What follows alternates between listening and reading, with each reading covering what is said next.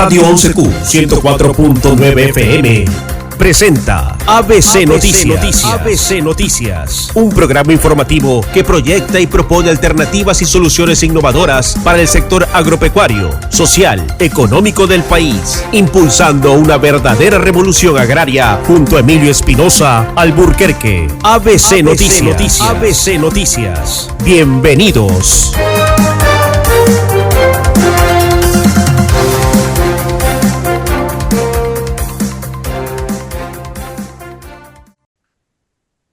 Buenos días, oyentes y televidentes de ABC Noticias y también de 11Q 104.9 FM en la provincia del Guayas y Santa Elena. Un saludo enorme para los hermanos ecuatorianos en La Libertad, en Salinas, en Santa Elena y por supuesto acá en la provincia del Guayas, en todos y cada uno de los cantones, desde El Empalme, Balsar, Colimes, Palestina, Santa Lucía, Daule, Dobol, Loma de Sargentillo, Isidro Ayora, Pedro Carbo, Salitre, Nobol, Durán, Balao, Naranjal, San Borondón, Simón Bolívar, Milagro, Yaguachi. Bueno, estamos ya mancomunados con todos estos sectores para a través de ABC llevarles información detallada de los temas fundamentales que afectan especialmente a los sectores productivos, a los sectores populares y en especial pues a la población ecuatoriana que busca nuevos rumbos. En esta mañana queremos indicar a ustedes que podrán seguir nuestra señal a través de la página www.abcnoticias.es.com y en las plataformas virtuales, por supuesto, también podrán estar con nosotros a través de Facebook, @ABC Noticias, y en YouTube, abcnoticias.es. Nuestro primer invitado en esta mañana es el ingeniero Marlon Erazo, un investigador a tiempo completo, académico, proponente de una serie de propuestas que ha venido realizando para darle al país una hoja de ruta respecto a cómo debemos defender nuestro sector estratégico en materia de telecomunicaciones.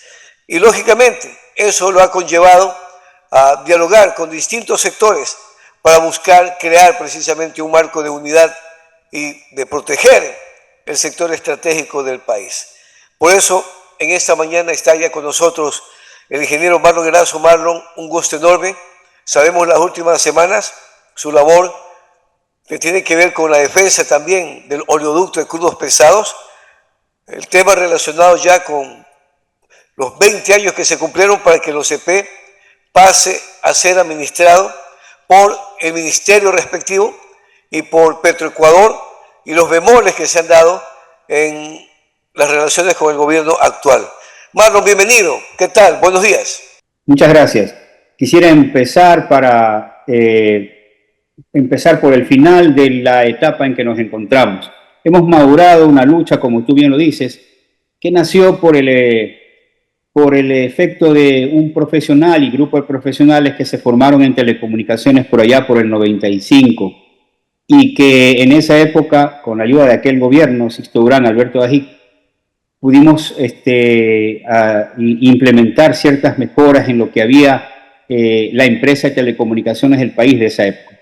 Se suspendió mucho de ese esfuerzo porque ya podrán ver en la historia, especialmente de los nuevos negocios de telecomunicaciones, que son las concesiones de telecomunicaciones móviles, pero ya en las telefónicas fijas ya comenzó a haber la intromisión de poderes ocultos que permitieron que hicieron que las empresas fijas vayan perdiendo su poder, su valor. Las empresas fijas, recordemos, en aquella época, 1994, eran las únicas que tenían la comunicación, el poder de la comunicación en las personas, porque tenían su casa, su oficina con un teléfono fijo. Y esas redes comenzaron a ser válidas para poder transmitir datos. Y los bancos inicialmente hicieron eso y después nosotros cuando estuvimos en Emetel, hicimos una propuesta y enlazamos las zonas de comunicación y comenzamos con el negocio de que se podían vender sobre la línea de cobre comunicación. Y ahí empezó el primer problema, porque las mafias siempre entraron a hacer lo siguiente. Yo no estoy en contra de hacer negocios. De hecho, tengo mi empresa privada. Creo en la empresa privada. Lo que yo estoy en contra es de que se hagan negocios truchos, sapos, perjudicando a alguien, negocios deshonestos, perjudicando a alguien. Y en este caso al Estado. Entonces tenemos una premisa. La primera premisa de estas que te voy a decir son, primero, la inteligencia, la astucia y todo el poder que ponemos en los negocios propios cuando somos nombrados a reguladores, árbitros o cuidadores de las cosas del Estado, sea presidente, vicepresidente, ministro, lo que fuere. Esa inteligencia que tenemos en los negocios propios, eso y más tenemos que poner en los negocios ajenos, porque la plata ajena se respeta. Y el Estado, lo que es del Estado, le pertenece a todos y no nos pertenece a nadie en particular, por lo tanto es ajeno. Esa es la primera premisa. Ya desde ya entraron los grupos políticos y los interesados y comenzaron a usar esos recursos de la empresa de Metel en esa época para que ellos eran los que vendían la comunicación que se podía hacer entre empresas utilizando el cobre que es de las empresas del Estado, poniendo unos equipos en los puntos de comunicación. O sea, decían, Emetel no puede poner estos equipitos. Emetel puede tener toda la red, podía mantener la red y hacer todo un trabajo intenso, pero tener plata para los equipitos no podía. Ellos ponían los equipitos, entiéndase lo que usted se conecta con su computadora en su casa y el banco en su local, esos equipos terminales valían muy poco, pero no le permitieron a Emetel que tenga esos equipos y venda la comunicación, sino que le dijeron a socios, entre comillas, privados, inteligentes, que vengan a hacer por Emetel eso. Y se hicieron ricos con eso. Bueno, si te cuento, vamos a pasar mucho tiempo. El asunto es que siempre hay interesados, privados, gente de negocios, que quiere hacer negocio con el Estado para ganar mucho, porque piensan que el Estado es torpe. No, el Estado no es torpe. Los que ponen para cuidar las cosas del Estado se hacen los torpes. No lo son tampoco. Entonces, para concluir aquí, el Estado, cuando busca un socio para que le conceda algo, porque ¿qué es una concesión? Yo soy el que tengo el poder, el Estado, y te concedo a ti un chance de que seas mi socio. Y el Estado concede cosas porque no tiene dinero y porque posiblemente unos privados son más pilas o más inteligentes para manejar un cierto tipo de negocio. Pero eso no quiere decir que el Estado pierda su capacidad de ser socio. Tiene que establecer una relación, y aquí viene la segunda premisa, una relación en la que yo hago negocio, tú haces negocio, tú ves mi alternativa, tú ves mis necesidades, yo veo las tuyas, el que tú representas, accionistas, retorno de dinero, ganancias, y tú ves las mías, también dinero, ingreso para mis necesidades como Estado, y nos ponemos en un equilibrio. Aquí viene el segundo principio o premisa, el equilibrio de Nash. John Nash, una persona que ganó un premio Nobel de Economía en 1994, era esquizofrénico, se imaginaba gente, pero venció la esquizofrenia en el sentido de que controló eso y llevó adelante una teoría económica que le permitió ganar el premio Nobel. ¿Qué dice esa teoría económica? Dice que entre dos que están negociando no deben por qué querer sacarle el mayor provecho el uno al otro a costa de todo, sino que dice él, Adam Smith está equivocado y dice, mejor es que el uno se ponga en los zapatos del otro. Yo me pongo los zapatos de Emilio Espinosa y veo sus necesidades, su negocio que estamos haciendo, su perspectiva, él se pone en los míos y llegamos a un equilibrio dinámico. Y por esa teoría, que es una teoría más profunda, perdón, aquí termino, ganó un premio Nobel. Eso significa que entre el Estado y concesionarios o aliados estratégicos se puede hacer negocio, pero aplicando Nash, donde ellos, los concesionarios, los interesados, se pongan en los zapatos del Estado y el Estado en los zapatos y tener un equilibrio y ganar a ambos como socios. Vamos precisamente, Marlon, a esa parte. He escuchado atentamente la descripción que usted realiza de lo que debe ser, cómo debe ser manejado como negocio de Estado este sector estratégico. Y la pregunta de fondo inmediata es, ¿cómo lograr que los ecuatorianos podamos tener la seguridad de que se va a construir un proyecto en una nueva etapa donde no siga sucediendo lo que está sucediendo. La contratación pública en asociación con estas empresas multinacionales se ha convertido en una especie de caja de Pandora, donde las sorpresas son gigantes, donde se negocia con corrupción, contratos de concesión, de participación, de privatizaciones, etc. Desde la etapa de IETEL, Emetel, Pacifitel y ahora Cenetel, el Ecuador ha venido viviendo exactamente la misma historia repetida. No tenemos un inventario real de lo que nos debe producir o nos produce, o los activos que tenemos para garantizar, primero, que la telefonía, ahora con la inteligencia artificial celular, sirva para el desarrollo del país en materia educativa, en materia de salud, medicina, en materia de desarrollo agropecuario, etc. Todas esas herramientas están ahí en el sector estratégico, pero no ha habido un solo gobierno que haya logrado frontalmente decir, señores, esto es lo que se va a hacer y de ese porcentaje que ustedes van a ganar, un porcentaje va a ser para el desarrollo tecnológico de nuestro país, para tener autonomía y poder competir en los mercados internacionales con un desarrollo tecnológico importante. Esa es la pregunta del millón, mi estimado Marlon. Muy bien. A ver, usted ha dicho algo muy importante que nos permite pasar a una tercera etapa de esta exposición. Ha dicho, hemos sido perjudicados y siempre el Estado ha sido perjudicado. En todo caso, hay estas relaciones raras en las que una sociedad como la nuestra está herida por la deshonestidad.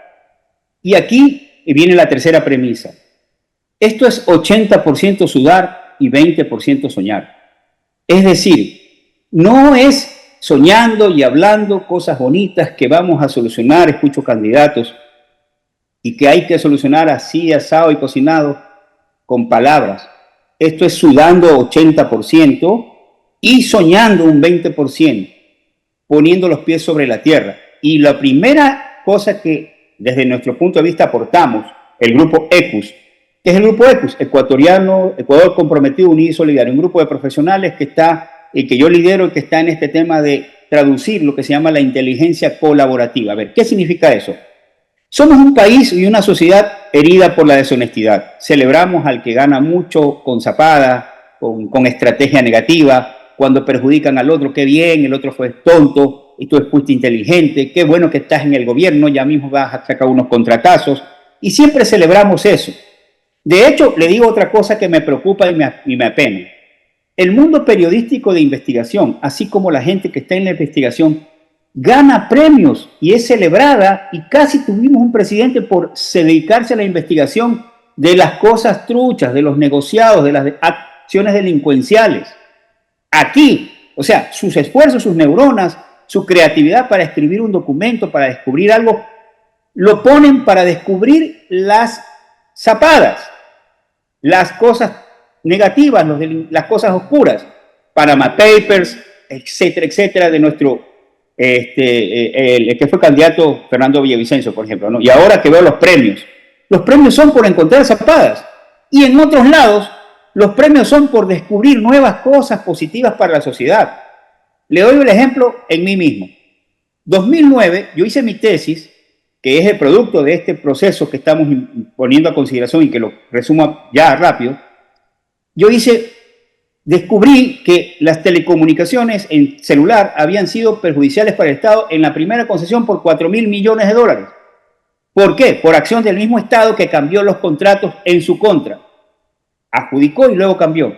Y luego la segunda concesión del 2008 al 2023 de aquel gobierno que decía de las mentes brillantes, demostré que esa concesión estaba mal hecha y que iba a perjudicar al Estado en 2.000 millones.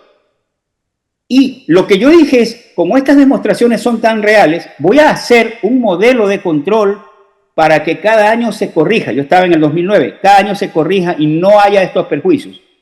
Yo me dediqué con mi cabeza, con mis talentos, con mis esfuerzos, a ver ese modelo de control para corregir que no se roben la plata. Pero al mismo tiempo, en el 2009, en Europa, una chica colombiana estaba haciendo una tesis de PhD, o sea, superior, utilizando la información de la telefonía celular para mejorar el tránsito vehicular. Imagínese usted, ella estaba utilizando su inteligencia para algo propositivo, mejorar el tránsito y el transporte en Europa. Y yo estaba gastando mis neuronas para controlar que no se roben la plata. El mismo esfuerzo, pero con dos temas diferentes, porque aquí se roban la plata y allá no. Eso es lo que nos preocupa. Entonces, ¿cuál es el tema aquí? Que somos una sociedad opaca, oscura. Los contratos con cosas y cláusulas que no se pueden, son secretas. Además, sometidas y ojalá a los arbitrajes internacionales donde el Ecuador pierde siempre, donde no tiene plata para ir. Es decir, todo opaco. Entonces, ¿qué es lo que proponemos? Lo que proponemos es lo que nuestros sabios abuelos decían. Cuentas claras, chocolate espeso. Cuentas claras mantienen amistades. Entonces, a partir de la tesis que propongo yo en la San Francisco, por el cual soy un dragón de la San Francisco, de tener un modelo de control, creamos el concepto del VAR. El VAR del fútbol para el VAR del sector estratégico. ¿Qué significa esto? El árbitro en el fútbol se hizo el loco, no vio la patada de nuestro jugador, ¿verdad? Y dijeron, vaya al VAR. El VAR revisó y dijeron, hubo una falta que es digna de una expulsión. Y expulsaron a nuestro jugador porque hubo un VAR. El árbitro se hizo el loco. Aquí pasa igual. El administrador de los contratos del Estado, el que representa al Estado, el que debe cuidar que las cosas estén bien, se hace el loco, se hace el ciego, se hace el mudo, se hace el sordo y no hace nada. Y los negociados se convierten en una realidad. Y después vamos a ver si reclamamos. Pero si implementamos ahora, en la época que estamos ahora, en que, digo la segunda cosa que dicen los abuelos, el amor y la tos no se pueden esconder. Mano, pero aquí hay una pregunta muy Aquí termino, pero no se pueden, el amor y la tos. Y con la Big Data ahora no se puede esconder ni la plata. Entonces, si nosotros le ponemos sistemas informáticos con inteligencia artificial y Big Data, no nos van a poder robar en los negocios con el Estado. Lo primero es... Permítame interrumpirlo en esa parte porque ahí viene la pregunta puntual. Hay dos temas cruciales que en estos momentos deben ir al VAR, ¿verdad? A esa revisión pormenorizada de los detalles que no se perciben formalmente, pero cuando ya se escudriña, se revisa, ¿verdad? Se congela la imagen, se puede ir observando dónde estuvo la falta cometida. Eso en el deporte, en el fútbol. Acá, ¿cómo se retrotrae? ¿Cómo se revisa y analiza? Si ya estamos en marcha con dos contratos que ya finalizaron. El uno del oleoducto de crudos pesados, el OCP, ¿verdad? Que ya después de 20 años debió haberse revertido al Estado ecuatoriano.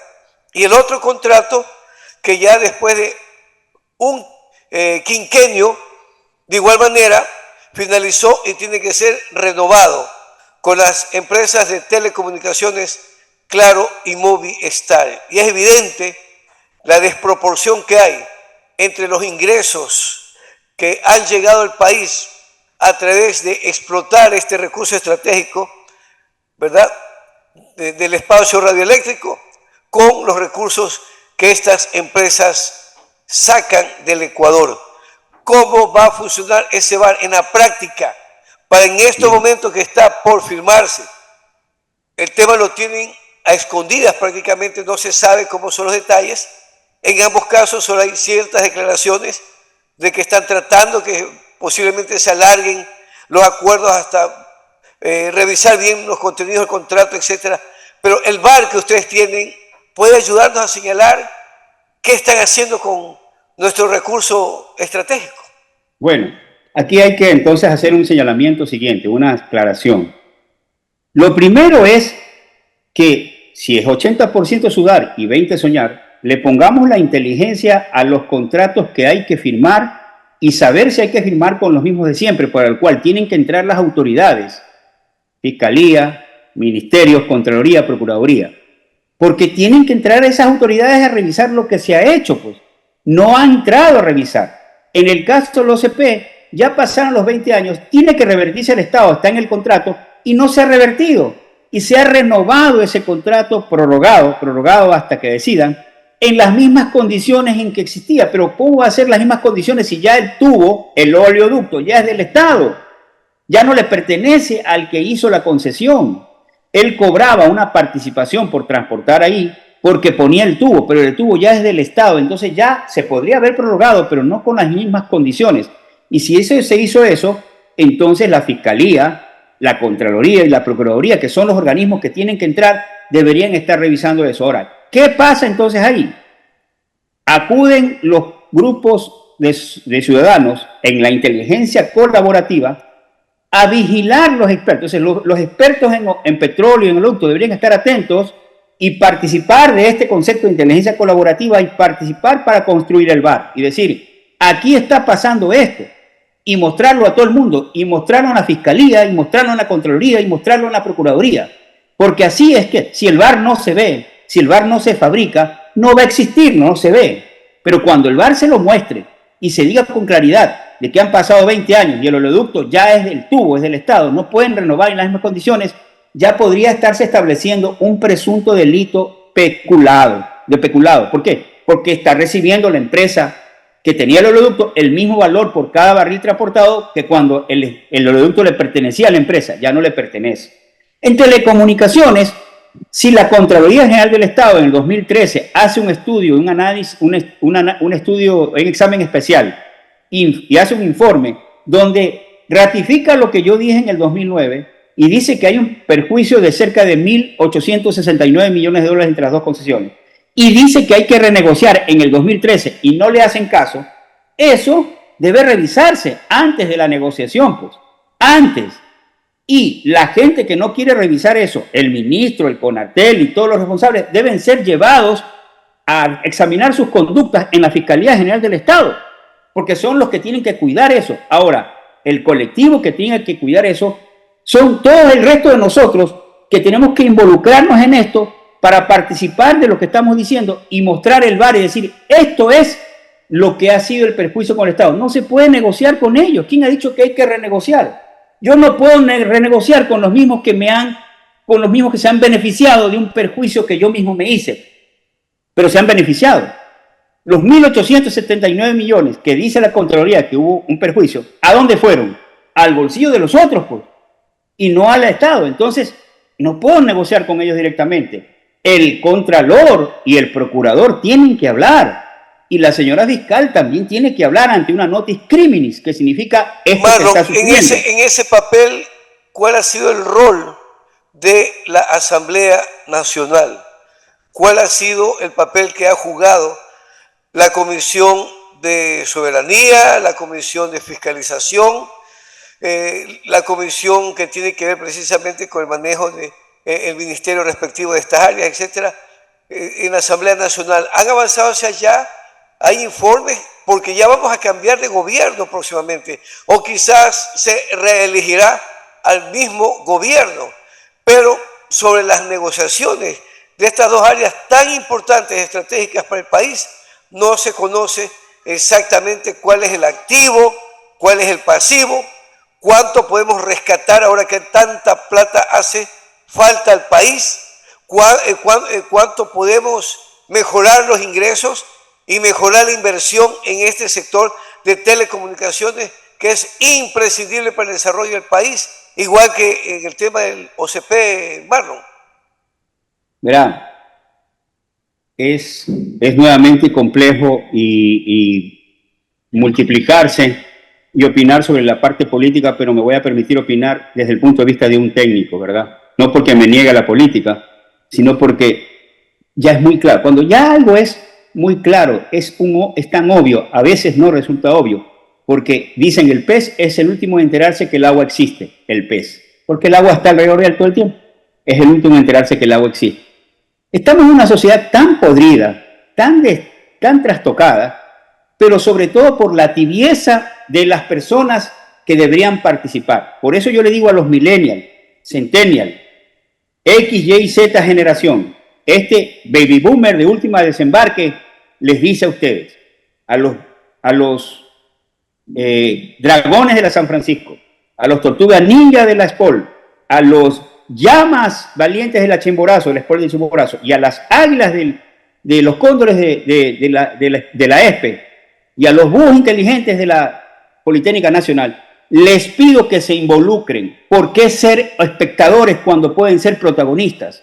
Si ellos no se involucran, entonces no esperemos que los señores de la Asamblea que están pensando en que no hay que vender el chancho, no hay que ponerlo al cerdo asado en tal forma porque es contra el derecho de los animales, que al pobre cangrejo no hay que matarlo antes de lo que se lo ponga a cocinar. Están pensando en esas barbaridades porque en ese nivel de torpezas tenemos al Estado. Entonces ya no hay que creer en eso, no nos debe llenar mucho el espacio. ¿Qué toca hacer? Ya no es obvio, ya es muy obvio que estamos en el último de los últimos niveles como nación. Nos toca a los que creemos que podemos hacer algo diferente, ponernos la bata de trabajo, nuestro uniforme de trabajo, los abogados, los arquitectos, los ingenieros, los artesanos de los alimentos, los transportistas, todo, y ponernos a trabajar liderados por la fuerza de la inteligencia colaborativa, que son los profesionales de la comunicación, de las ingenierías, de las ciencias fuertes, de las ciencias blandas, en fin, de todo el grupo de ciencias, para que saquemos al Estado de esta putrefacción, para que digamos a los políticos, no nos importan ustedes, no nos van a gobernar porque son podridos, porque son cobardes, y saquemos adelante una propuesta técnica que diga, cualquier cosa que te atrevas a hacer como político, te lo voy a medir con estas herramientas, y si tú le robas al Estado, vas a ir preso tú, y no vas a poder dejar de estar sentenciado con ese delito que va a hacer la afrenta de tu familia. Es que tenemos que ser valientes. ¿Cómo se hace? Organizándonos. ¿Cómo se hace? Exigiendo los derechos. ¿Cómo se hace? Colaborando con inteligencia colaborativa. Todos los que estoy llamando para que se involucren en esto, les estoy diciendo esto y con esto esta parte termino. Ahora, con la Big Data, con la información que está en sistemas, nos podemos conectar a todos los sistemas posibles para llevar el control. Y si no quieren permitirnos, hacemos un habeas data, que los abogados saben más que yo soy apenas ingeniero. Y entonces, conectados a los sistemas, vamos a tener la información. Pero previa a que los contratos se hagan, también vamos y debemos participar para alzar la voz y decir, no se hagan los contratos de esta manera, por tal y tal razón, como lo hemos hecho nosotros en ECUS, donde hemos demostrado que la Contraloría, 3 años después, 4 años después, determinó lo mismo que determiné yo en mi tesis. Y ahora hemos demostrado que hay un perjuicio para el Estado y no se puede firmar con las mismas empresas. Peor en esas condiciones, que hay que hacer un reajuste, que hay que chequear, que hay que cobrar esa plata que nos deben, que fuimos perjudicados. Y hay que buscar la responsabilidad de quienes hicieron eso. Eso es lo que hemos hecho. Un grupo pequeño volando en formación de B, en la que adelante va un líder y va cambiando, o sea, vamos esforzándonos, los llamo a eso. Si esperamos de los políticos, de la asamblea putrefacta, podrida, tan pobre intelectualmente y moralmente, si esperamos del propio gobierno donde tiene tanta gente buena y un montón de gente también podrida, este gobierno como otros, no vamos a lograr nada de eso. Esperemos que los políticos entiendan que ya no estamos tibios. Vamos y salgamos del baño de María, el baño María, cómodos ahí en el baño María. No, salgamos de la tibieza y vamos adelante proponiendo inteligencia colaborativa. Significa, unámonos a estas alternativas, pongamos nuestra inteligencia y veamos qué pasa con petróleo, qué pasa con combustible, qué pasa con gas, qué pasa con energía, qué pasa con puertos, qué pasa con aeropuertos, qué pasa con transporte, qué pasa con todo. Y pongámonos, porque lo único que no pueden hacer es atarnos de las manos. No nos pueden encerrar. Así que les llamo a través de usted a esas personas que están motivadas todavía por dejar su vida en un Ecuador mejor, a hacer inteligencia colaborativa, unirse a este concepto. Correcto. Muchas gracias, ingeniero Marlon Erazo, por habernos acompañado en esta mañana. Este es el primer diálogo.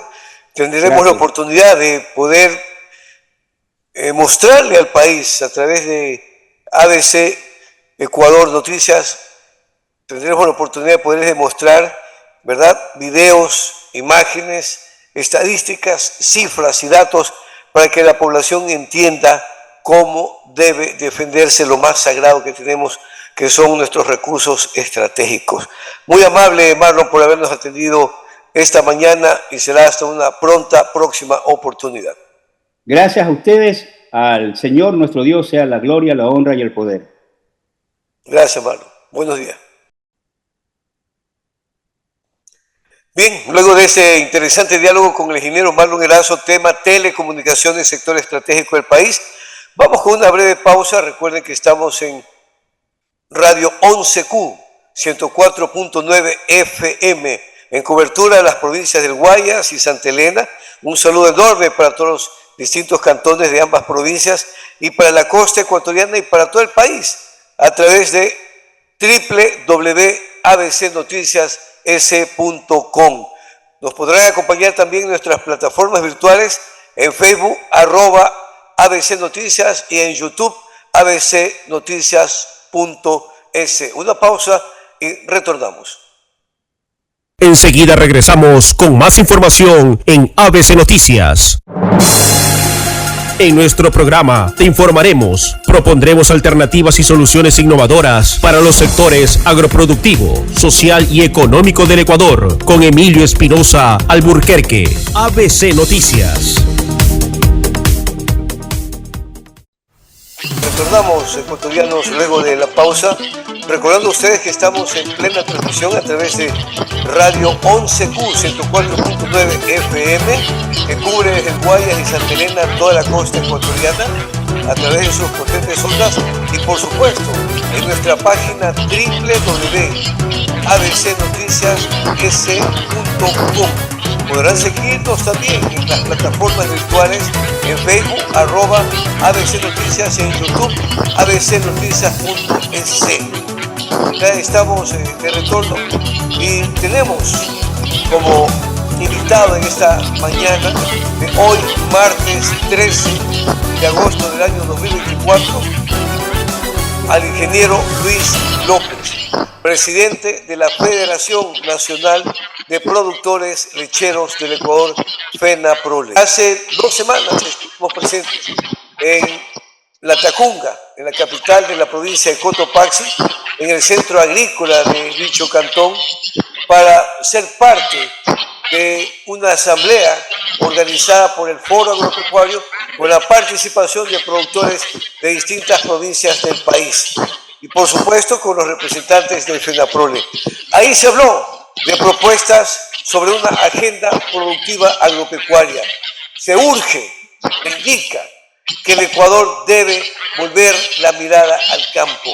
Pero esta frase se ha venido desgastando en los últimos años porque los gobiernos, los candidatos en épocas electorales suelen usar precisamente las herramientas del campesinado para ganar más simpatía y adeptos. Pero luego que terminan las campañas electorales, esconden en el baúl de los infinitos recuerdos todas las propuestas y promesas, y el campo vuelve a ser ignorado. ¿Qué nos hace presumir y creer, ingeniero Luis López, que en esta oportunidad hay la fuerza suficiente para que el sector agropecuario sea tomado seriamente en cuenta para el bienestar del país? Adelante, Luis, buenos días, bienvenido. Buenos días, estimado Emilio, buenos días a todos quienes en este momento están enlazados a nivel nacional. Un saludo cordial desde la Federación de Productores de Leche de Ecuador, FENAPROLE. Qué gusto, estimado Emilio, realmente es muy buena la pregunta, porque toda la vida el sector productor campesino agropecuario ha sido utilizado como plataforma para las elecciones. Entonces, ya en la actualidad eso venía sucediendo porque todos los sectores productivos caminaban cada quien por su lado. Eso había sido una estrategia política para que los productores no tengamos la oportunidad de unirnos. Y por supuesto, ya quienes estamos en este caso en las directivas, en las cabezas, ya somos hoy por hoy somos profesionales, estimado Emilio, quienes estamos con una verdadera realidad, la problemática que viene acarreando el sector agropecuario.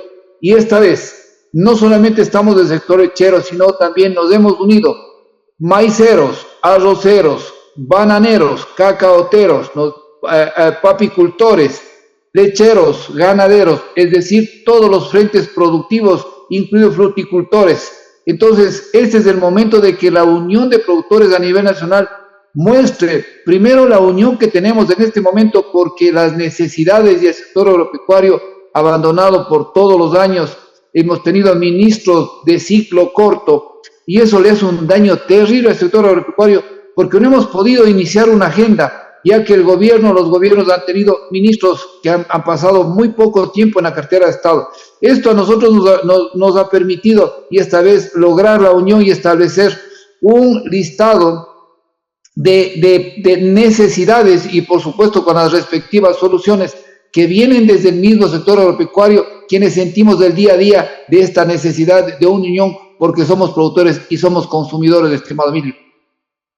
De agosto estuvimos presentes en la ciudad de La Tacunga y como resultado de las propuestas recibidas ahí, en ese tercer encuentro de actores productivos del sector agropecuario, se establecieron varios puntos importantes. Primero, era determinar e identificar al productor agropecuario, luego elaborar el listado nacional de productos de consumo interno. Ustedes se plantearon también el tema de los costos básicos de producción para poder ser competitivos y la urgente necesidad del sector financiero estatal para apoyar al sector privado de libre comercio y también el ingreso de la banca extranjera, pero para el sector agropecuario. Bueno, y una serie más de puntos. ¿Cómo van a plantearle al país, ahora que estamos en época preelectoral, un nuevo formato serio, contundente y claro para que no sean utilizados los campesinos y agricultores en esta nueva campaña? Estimado Emilio, primero este listado de necesidades hemos mandado a la Asamblea Nacional a través de la Comisión de Soberanía Alimentaria, porque es quienes tienen que, de todos los frentes, tenemos que ir trabajando vía un poder del Estado, que es el poder legislativo. Este pedido lo vamos a trabajar, a completar en la siguiente reunión que vamos a tener en la provincia de Bolívar para entregarle al Ejecutivo. Y una vez este listado de necesidades, tenemos que entregarle a los gobiernos autónomos descentralizados, provinciales, cantonales y parroquiales. Además de esto, la participación importante de todas las ONGs y, por supuesto, este es un trabajo que tiene que llevarse adelante a través de los ministerios que tienen la competencia respectiva en cada uno de los estamentos. ¿Cómo entender, estimado Emilio, de que hoy por hoy en el registro de la cédula de identidad se dé prioridad al registro de género y no se dé prioridad al registro de productores, que son los que damos de comer a toda la población?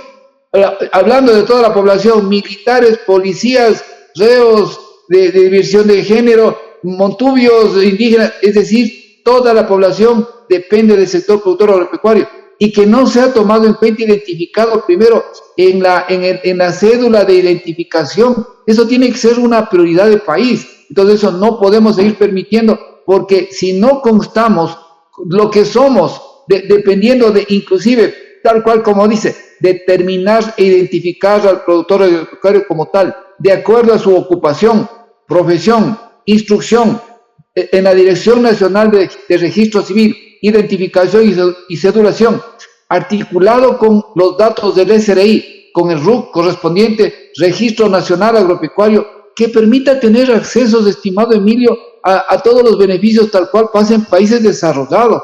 Entonces, cuando uno va a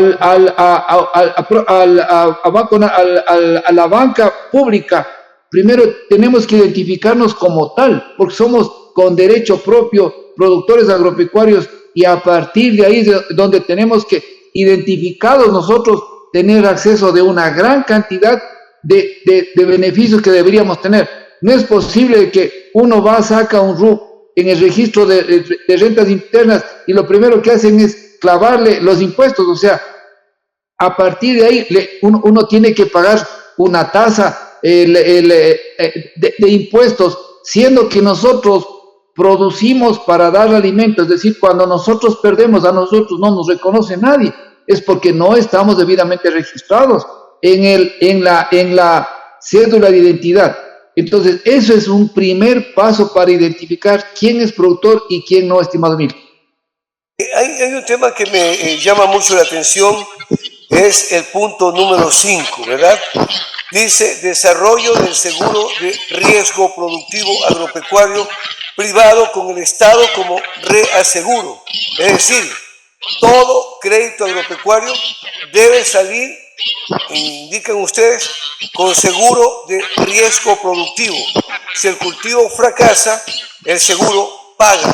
El productor vuelve a ser productivo, no abandona el campo. Así las aseguradoras contarán con equipos de profesionales que hagan seguimiento de la inversión hasta su comercialización. ¿Cómo lograr que eso se convierta en una realidad?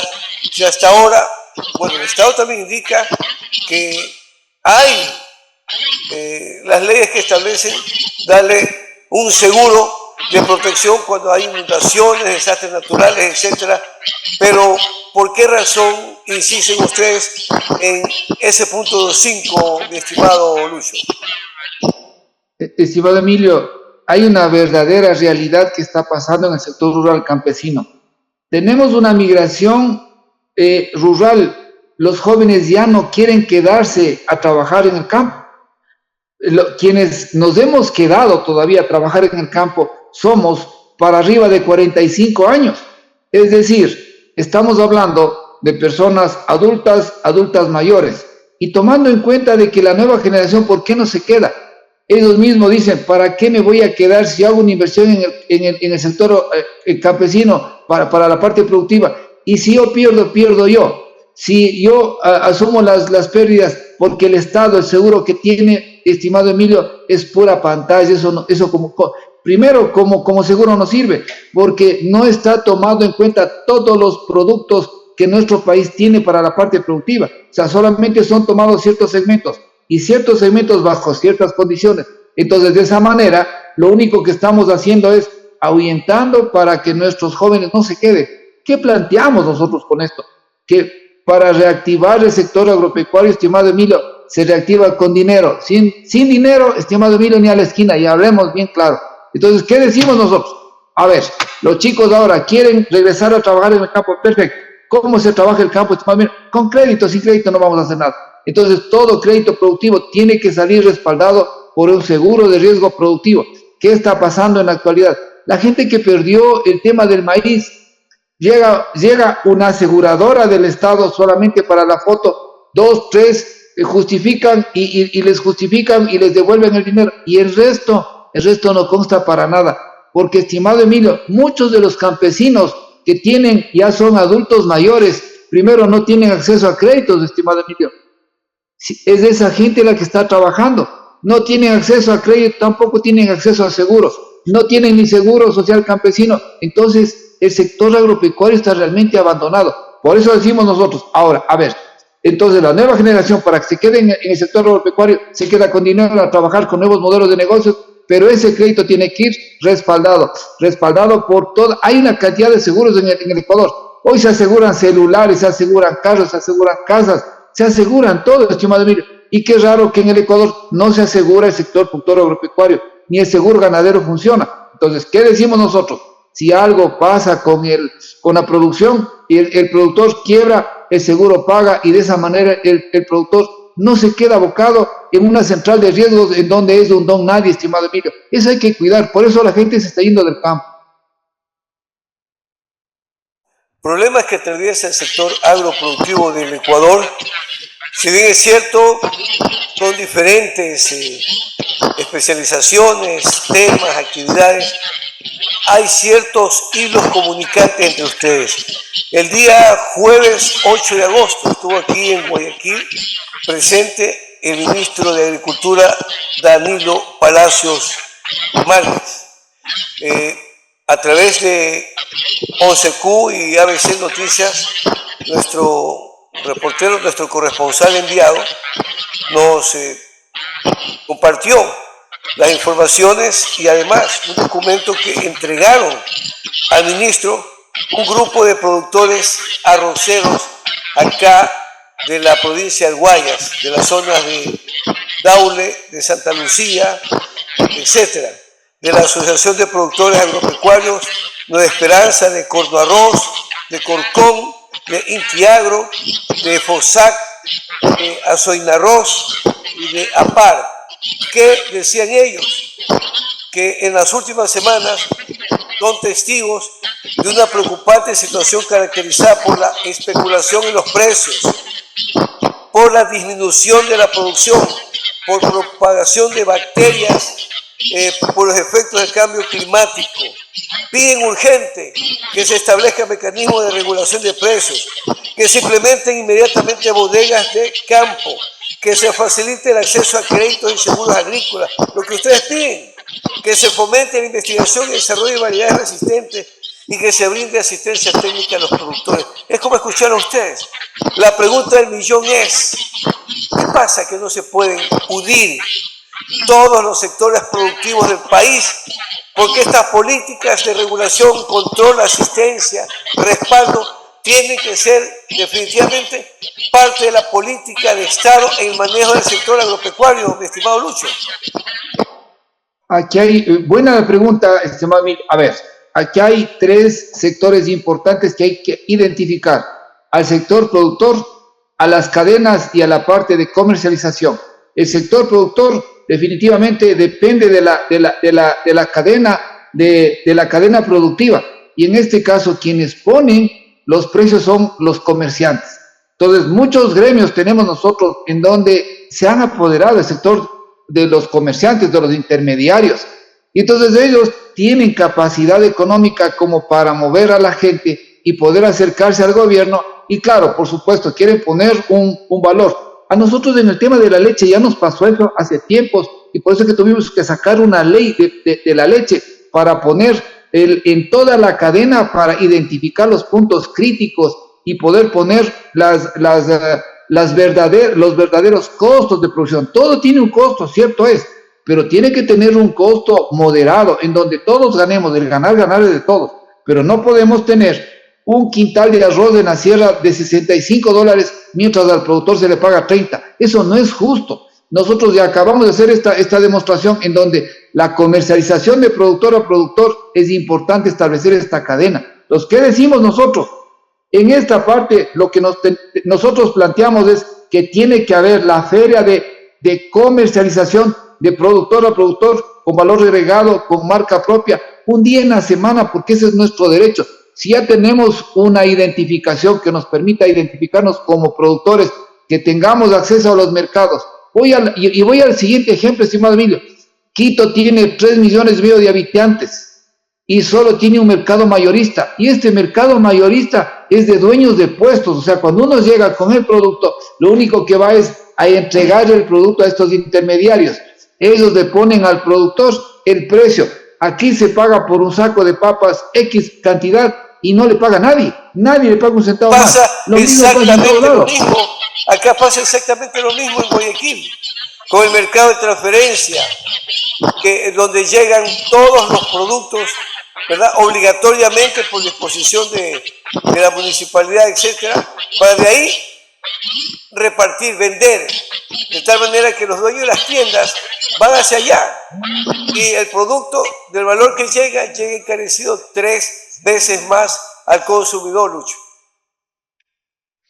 Definitivamente, estimado Emilio, eso es lo que está pasando en este momento en todas las cadenas comerciales. Inclusive estoy hablando de maíz, estoy hablando de arroz, estoy hablando de papas y de frutales, es decir, hablamos de todo.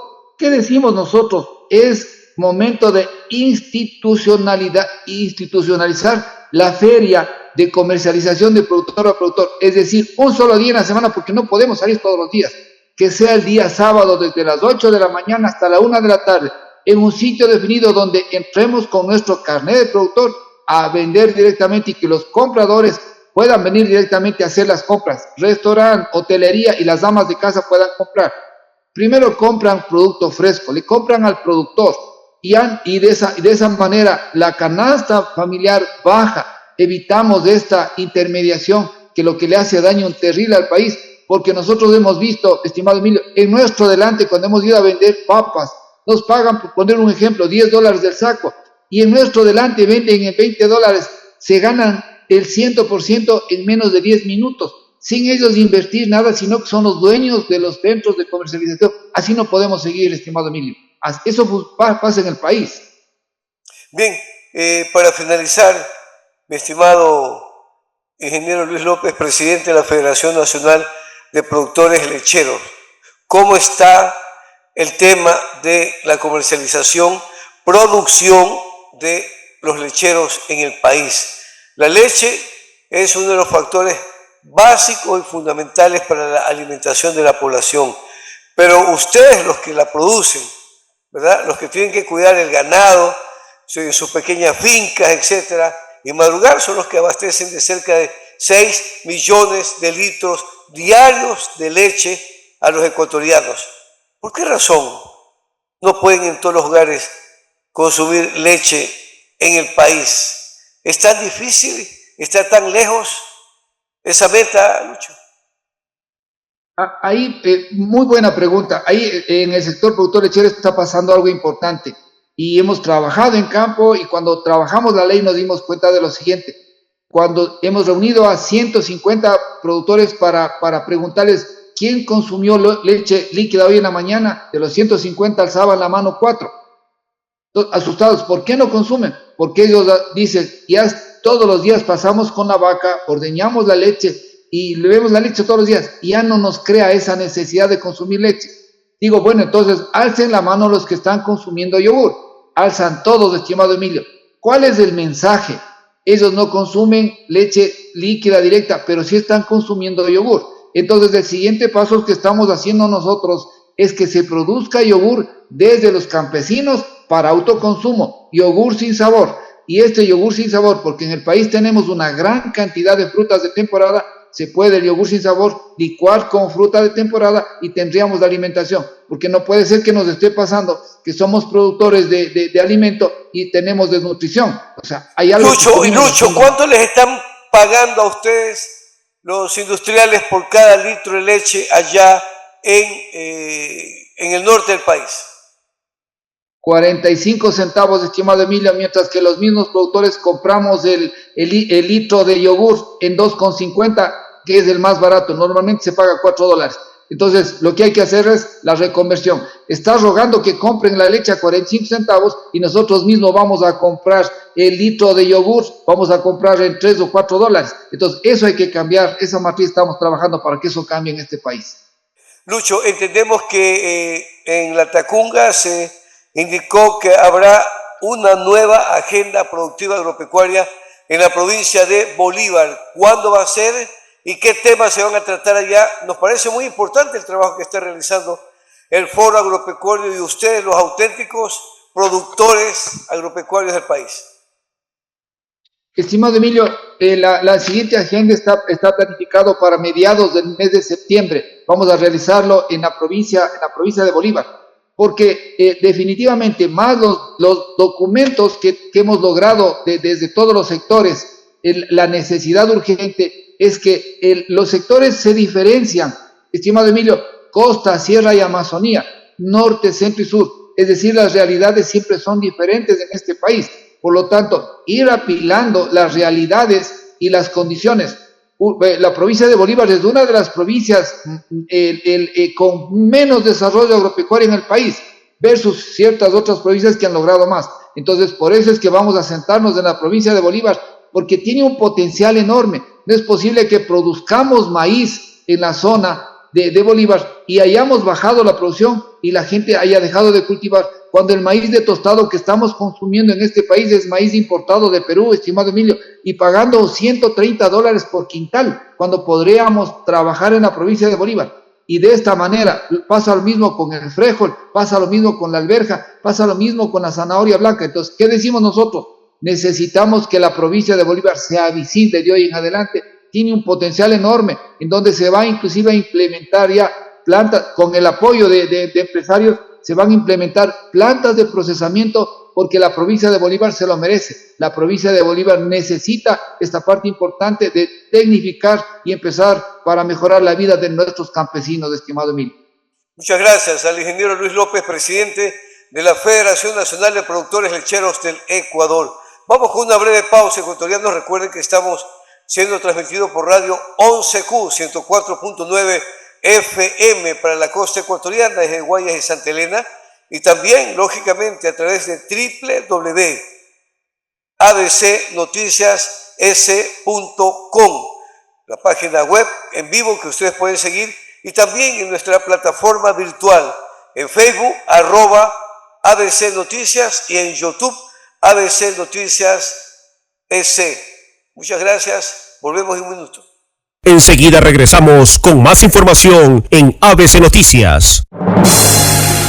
En nuestro programa te informaremos, propondremos alternativas y soluciones innovadoras para los sectores agroproductivo, social y económico del Ecuador, con Emilio Espinosa Alburquerque. ABC Noticias. Bien, ecuatorianos, ya estamos de retorno. Ahora vamos al sector maicero. ABC Noticias, usted puede seguir nuestra señal a través de www.abcnoticias.com, en nuestra plataforma virtual, en Facebook, @ABC Noticias, y en YouTube, abcnoticias.es. Y también, obviamente, por radio 11Q 104.9 FM. En esta oportunidad vamos a dialogar con don Henry Peña, presidente de Cor Maíz. Él se encuentra en el Cantón Ventanas, provincia de Los Ríos, provincia maicera también entre sus actividades agrícolas. Y precisamente desde allá han surgido una serie de preocupaciones respecto a las últimas informaciones sobre una probable importación de 91.000 toneladas de maíz a la República del Ecuador. Eso nos vuelve a retornar al pasado, a ese pasado sombrío en que en plena cosecha de los productores, agricultores que con esfuerzo y sacrificio endeudan a su propia familia para poder sembrar y ganar recursos para sostenerla, se encuentran con la novedad que siempre los ministros de Agricultura toman la decisión de ordenar importaciones. Henry, buenos días, bienvenido a ABC Noticias y Radio 11Q. Te da la más cordial bienvenida. Coméntenos cómo está la situación de ustedes, los productores maiceros, en estos momentos. Buenos días a usted y a su prestigioso programa, y por intermedio de su medio de comunicación, pues un saludo a todo el sector agropecuario. Entonces, volviendo a su pregunta, pues primeramente es un año electoral, ¿no es cierto? En segundo lugar, parece de que de alguna manera ellos están calculando en el tema político, pues entonces parece que han suspendido las 91.000 toneladas, ¿no es cierto? Entonces eso quiere decir de que si lo suspenden, nos vamos a dar cuenta de que no pasa nada, de que sí hay maíz en el país y no va a quedar, digamos, desabastecido el país, ¿no es cierto? Entonces, por esas son, digamos, mis dos apreciaciones al momento. De ahí viene, digamos, de que en estos momentos, pues la industria parece que también ha evacuado porque no se ve mucho maíz en los centros de acopio. Pero también tenemos encima la cosecha veranera, que empieza a salir de a poco. La cosecha veranera no es, digamos, de que tenemos una fecha pico de la cosecha, ¿no? Sino es alternada, en donde, o sea que no va a desabastecer el mercado, primeramente. Y la alternatividad es por lo que se ha ido sembrando de acuerdo a la desocupación del terreno y de acuerdo también al clima que presenta en algunos sectores, que no hay reguío, pues, y algunos sectores que son netamente húmedos y que se ha ido sembrando de acuerdo a la desocupación, a la disponibilidad del terreno. El audio, no le escucho. Henry, una de las razones que indican siempre los ministros de Agricultura es que es necesario importar porque la producción, la cosecha de los maiceros ecuatorianos no abastece el mercado de consumo, por ejemplo, de las industrias que producen balanceados y alimentos para animales, para ganado, para aves, etcétera, etcétera.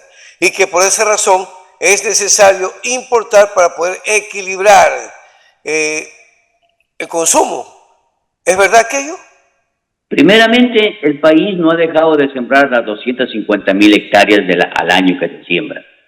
Segundo, no hemos dejado de producir el 1.600.000 toneladas que se produce todo el año. Y eso justamente abastece la demanda nacional.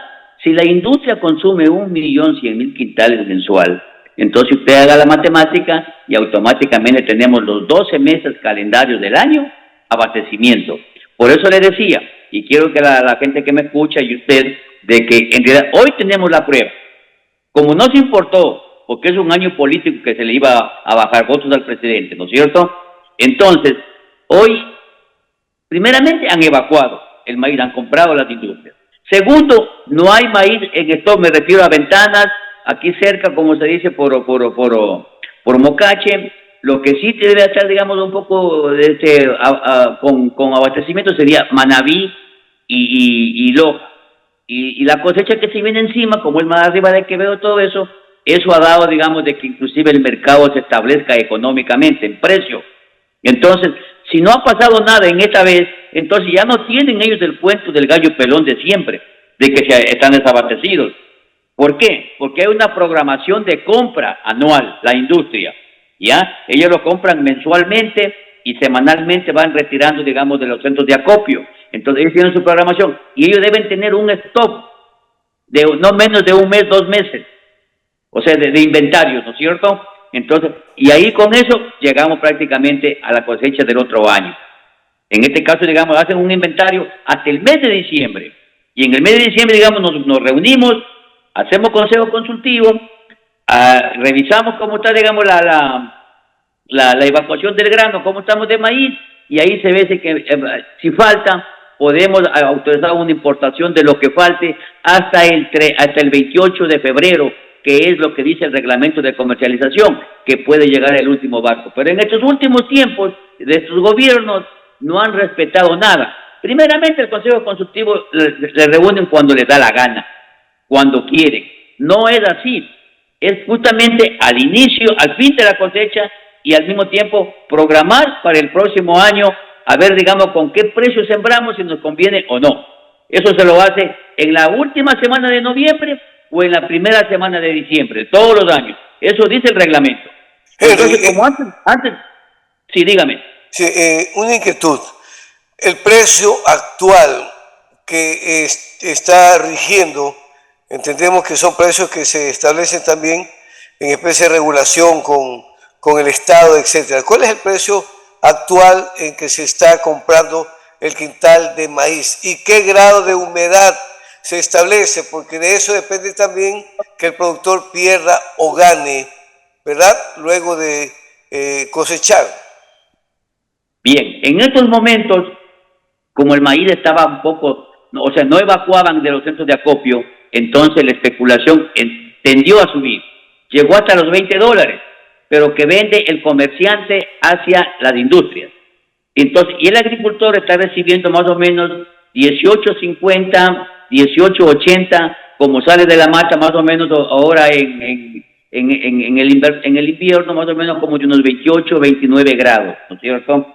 Con esa humedad están pagando, digamos, eso. Ya se hace la tabla y ahí le rebajan, digamos, del 13 de humedad al 1% de impureza y le pagan al agricultor, ¿no es cierto? Entonces, las industrias, si no hubieran tenido maíz y dice que estaban caros, solamente por importar, por jorobar, porque ellos están abastecidos.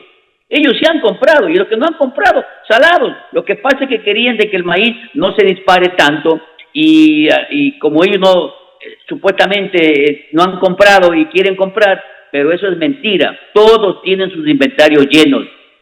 Entonces lo que querían ellos es de que se descalabre el precio. Y en este año no les jugó. ¿Por qué? Porque compagina la situación política con la situación actual, digamos, del maíz. Entonces les repito nuevamente, si con este ejercicio que han hecho, que no han importado, ¿no es cierto? Y existe maíz, pero poco, entonces supone que no hay demanda de ellos. ¿Por qué? Porque están abastecidos. Y tranquilamente, hasta el mes de diciembre, estamos en capacidad de abastecerle a toda la industria balanceadora y avícola del Ecuador. No hay ningún problema, no hay desabastecimiento, solamente es la situación de jorobar y nada más. Y por eso digo, con este ejercicio que ha pasado, políticamente, que de alguna manera nos ha jugado a nosotros en esta vez, no importar, tenemos prácticamente la razón de que todo hemos dicho, de que simplemente dentro de la cadena no hay una armonía. El eslabón que es prácticamente los que reciben la materia prima, que son los industriales, y de paso un ministro alcahuete, eso es lo que ha pasado toda la vida, nada más. Bien, Henry, entonces está descartada la importación de las 91.000 toneladas métricas de maíz y hay la suficiente cantidad en stock, inclusive embodegado en las propias industrias, para que no se hable de especulación y de que era necesario importar. Y ojo, que en esas importaciones también viene el famoso maíz transgénico, que suele ser mucho más barato que el maíz que se cultiva, se cosecha en el Ecuador. ¿Esos tiempos se acabaron o está el fantasma de lo transgénico todavía? A ver, el Ecuador debe saber, y por su intermedio de su prestigioso medio de comunicación, pueden difundir, el Ecuador consume el 100% de pasta de soya transgénica, y cuando se importan maíz transgénico. Hablemos, por ejemplo, las 91.000 toneladas que estaban utilizando, son transgénicas. Entonces, también hay un que no ha hecho nada, digamos, la Asamblea, ni un gobierno no se ha puesto las pilas a que también entren semillas transgénicas para bajar costos nosotros, ¿no le parece? Entonces, todo es simplemente una jugareta, un sainete que hace todos los años. ¿Por qué? Porque quieren que el precio se descalabre y más que todo tienen la mala intención de que el agricultor, nosotros que generamos la materia prima, que lo hacemos de una forma limpia, con trabajo, con dedicación, no lo quieren ver, digamos, de un otro lado que progrese, que supere. Y eso creo que es hasta cierto punto egoísta de la parte de ellos, y yo creo que algún rato pues les pasará factura la ley divina, porque la ley de acá, aquí en el país no hay ninguna ley, ¿no le parece? Entonces, yo creo que tenemos que actuar en todo momento con fe, con realidad y apegado, digamos, a nuestros principios. Bueno, muchas gracias, Henry. Ha sido importante dialogar con usted para conocer que definitivamente no procedió la importación de las famosas 91.000 toneladas de maíz que tenían... Hasta este momento sabemos que no hay. Esperemos, correcto, digamos, como en el Ecuador puede pasar, pero digo yo, es mi cálculo, que al final, digamos, ellos tienen que pensar políticamente en votos. No les interesa el pueblo, ellos les interesa los votos y se acabó el problema. Por eso creo que han parado la importación. Bueno, entonces salvó a los maiceros la cercanía de las elecciones. Muchas gracias, Henry. A la distancia. Saludos ahí en Ventanas. Gracias. Gracias. Un saludo a todos. Un saludo a todos. Bien, ecuatorianos, vamos a una pausa.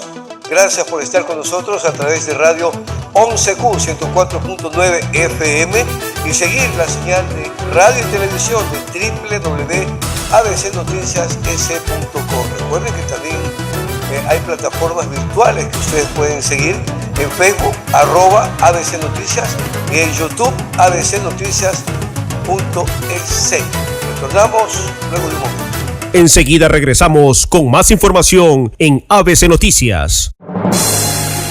En nuestro programa te informaremos, propondremos alternativas y soluciones innovadoras para los sectores agroproductivo, social y económico del Ecuador, con Emilio Espinosa Alburquerque. ABC Noticias.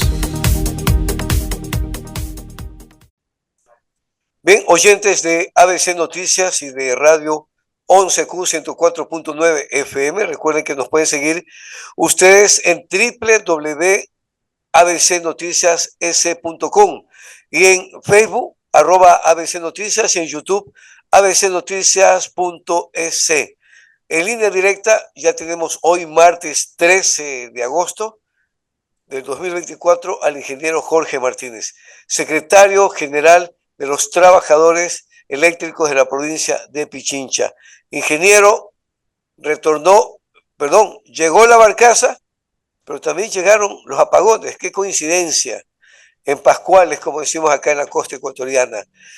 Ahora sí, coméntenos, porque se ha dado un enfrentamiento, ¿verdad?, de posiciones que la prensa nos pone pues en el centro del ojo de la tormenta, a revisar las noticias que llegan de parte del gobierno, de parte del presidente de la República, de parte del ministro y de parte de ustedes, los dirigentes, los trabajadores y los trabajadores.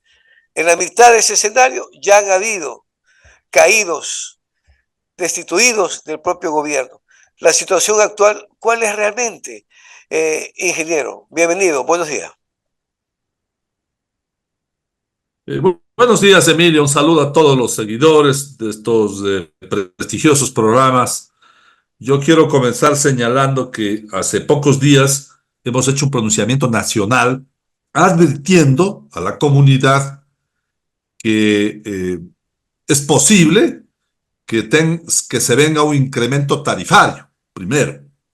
Y esto va de la mano porque debe conocer la comunidad que ha habido un cambio en la regulación que fija la forma en la cual se pagan las transacciones en el sector eléctrico. Esto es muy importante diferenciar, Emilio.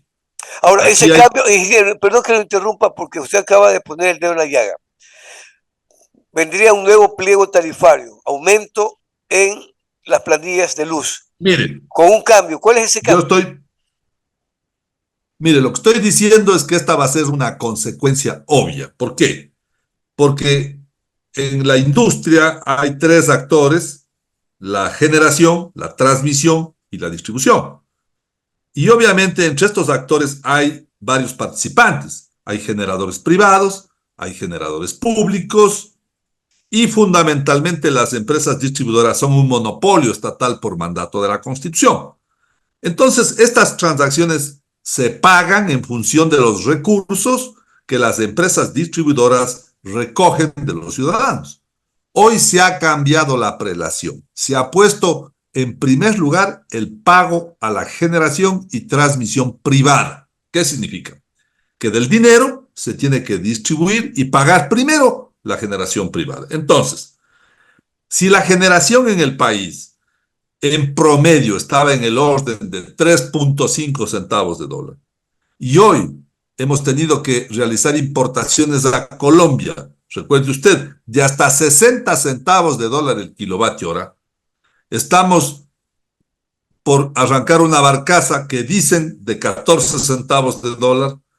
Se están instalando una serie de grupos térmicos, sobre todo en la costa, con valores de generación que estarán más altos que esos 14 centavos, porque es generación que usa petróleo, usa combustible, usa diésel o usa búnker. Entonces, estos también son combustibles importados.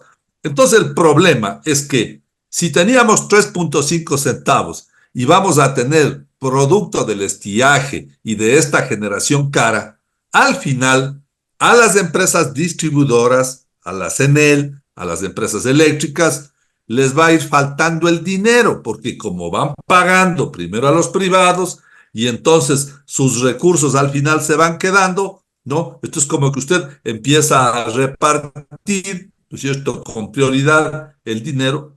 Al final estas empresas van a entrar en una crisis. Yo creo que entonces esto va a llevar a que esta ecuación de la generación cara, más la transmisión y la distribución, tenga que equilibrarse. La única forma es subiendo las tarifas. Ahora bien, seguramente no lo van a hacer hasta febrero, porque estamos en elecciones, pues usted comprenderá. Entonces las empresas eléctricas van a empezar a vivir, ¿no es cierto?, estos siguientes 7, 8 meses hasta las elecciones, una situación extremadamente complicada. ¿Por qué?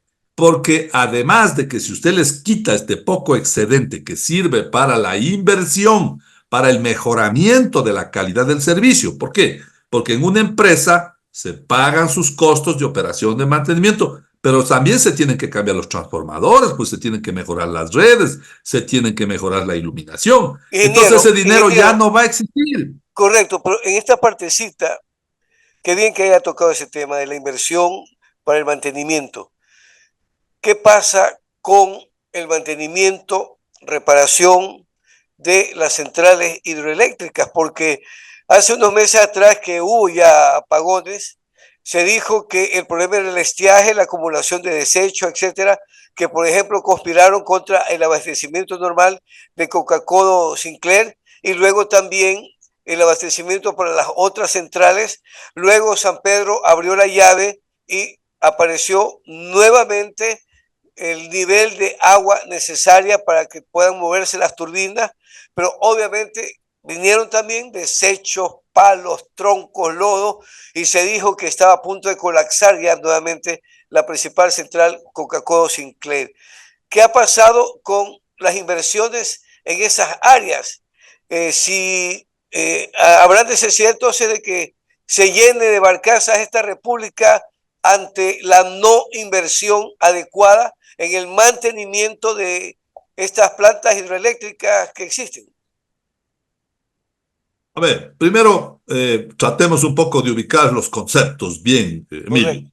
Correcto. El país tiene una necesidad de energía, es decir, hace falta energía porque se dejó de hacer lo que tenía que hacerse, pues. 2 gobiernos y con 3 que dejaron de invertir en generación, es decir, la demanda crece, o sea, cada año hay necesidad de incorporar generación por varias razones, porque la industria se desarrolla, porque hay más habitantes, porque hay necesidad de energía. Entonces, para empezar, para el año pasado, para enfrentarse el estiaje del 2023 al 24, que ya lo sabemos que es de octubre a abril, se necesitaban 450 megavatios. Los cálculos hoy día dicen que esa demanda para enfrentar el estiaje 24-25 es de 1000 megavatios, ¿ya? Wow. Y entonces, si no se ha ido incorporando, ¿no es cierto? Si no se pone a punto primero el parque térmico, el parque existente que dejaron también de invertir, de hacer el mantenimiento, ¿no es cierto? De comprar los insumos, los repuestos, hoy ingresa una generación, usted le ha escuchado al ministro, dice la barcaza apostará 100 megas, voy a hablar en cifras generales, acaba de decir que se ha firmado un contrato para incorporar 90 megas más en Esmeraldas, dice que hay 250 megavatios adicionales que se instalarán en grupos térmicos, ¿no es cierto?, en Quevedo, en Santa Elena, en la costa. Entonces, el tema es que usted va sumando, y al final va a terminar, ¿no es cierto?, que solo se han instalado hasta la fecha 430 megavatios, de 1000, pues, de 1000. Entonces, ¿cómo suple el país eso? El país hoy está recibiendo 450 megavatios de Colombia. Sí, Colombia nos está vendiendo 450 megavatios. Entonces, pero esta ya es una crónica anunciada, ¿verdad? El estiaje se va a anticipar, porque aquí se afirma que en septiembre vamos a entrar en el estiaje, ya no en octubre, vamos a entrar en septiembre. Las condiciones climáticas dicen que además será un estiaje un poco más complicado que el que vivimos, digamos, el año pasado. Entonces, ¿qué va a pasar, Emilio? ¿Qué va a pasar? ¿Qué tal si en Colombia se vuelve a producir la crisis que se produjo? Y los colombianos terminan diciendo, nos hace falta energía y hasta aquí les vendemos. Entonces, vamos a tener con seguridad apagones en este estiaje porque es un problema de necesidad de energía. Pero yo le he comentado a usted también que hay otro problema, que es el que acaban de tener ustedes este momento en Guayaquil, y que es una cosa que tampoco le dicen, que es que ya el sistema, ¿no es cierto?, de transmisión, de subtransmisión, está al límite. Los transformadores en esas subestaciones en Guayaquil están al 105, al 110%. O sea, ya no dan la capacidad. Es decir, ya ni así tengamos más energía, así traigamos 4 barcazas más, ya también la capacidad instalada no permite recibir esa energía. O sea, el problema es mucho más complicado, porque eso también no es que es una cosa que se resuelve de un día para otro, Emilio. Esos transformadores de las subestaciones hay que mandarlos a fabricar, toman 8 meses, 9 meses, se hacen en fábricas en el mundo. Entonces, la verdad es que, o sea, tenemos una crisis muy complicada y parte de estas operaciones y de estas fallas también es por esto que venimos advirtiendo a los trabajadores. ¿Qué va a pasar si nos quitan el dinero para hacer el mantenimiento y la operación de las redes? Entonces van a empezar a tener problemas de la confiabilidad, de la seguridad, de la operación de la energía. Entonces esto es parte, como yo siempre he dicho, ¿cierto?, de si esto es que hay una irresponsabilidad arrastrada, y hay una irresponsabilidad de gobiernos que no tomaron las decisiones adecuadas. Pero para eso, justamente hay que corregir, pues, primero, la institucionalidad, pues. O sea, necesitamos regresar al Ministerio de Electricidad para generar política pública. en un tema tan sensible para el desarrollo del país. No podemos, ¿no es cierto?, estar como estamos, con tanta improvisación, con tanta incapacidad, con tanta inestabilidad. Cambian los gerentes.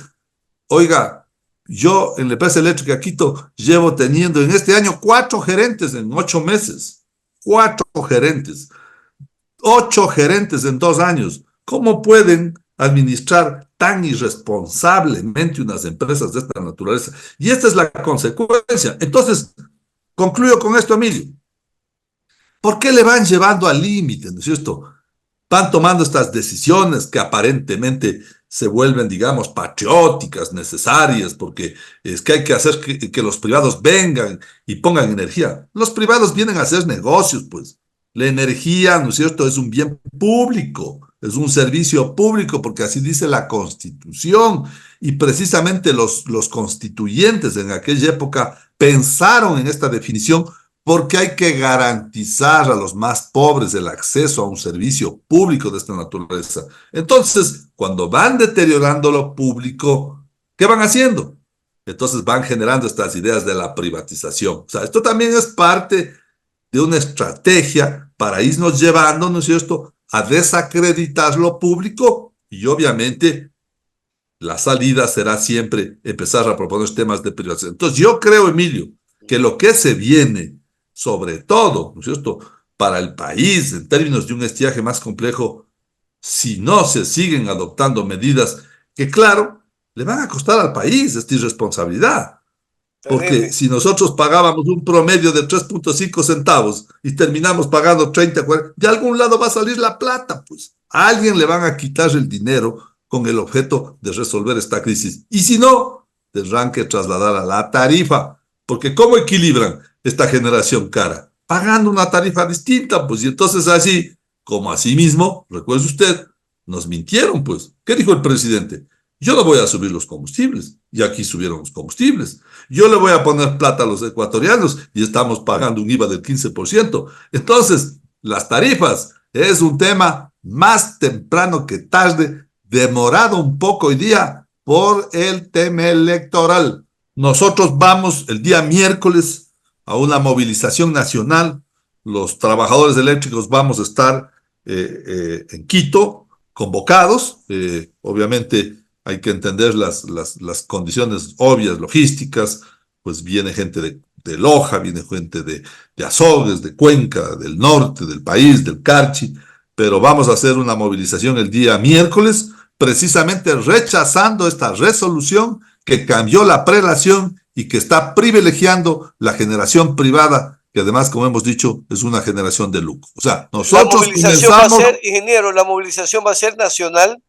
Sí, hemos convocado a los trabajadores eléctricos a la ciudad de Quito y vamos obviamente a presentar nuestra opinión, como siempre lo hemos dicho, obviamente de rechazo a este tipo de actuaciones que además se hacen a la espalda de la gente. Muy gentil, ingeniero Jorge Martínez, secretario general de los trabajadores eléctricos de la provincia de Pichincha.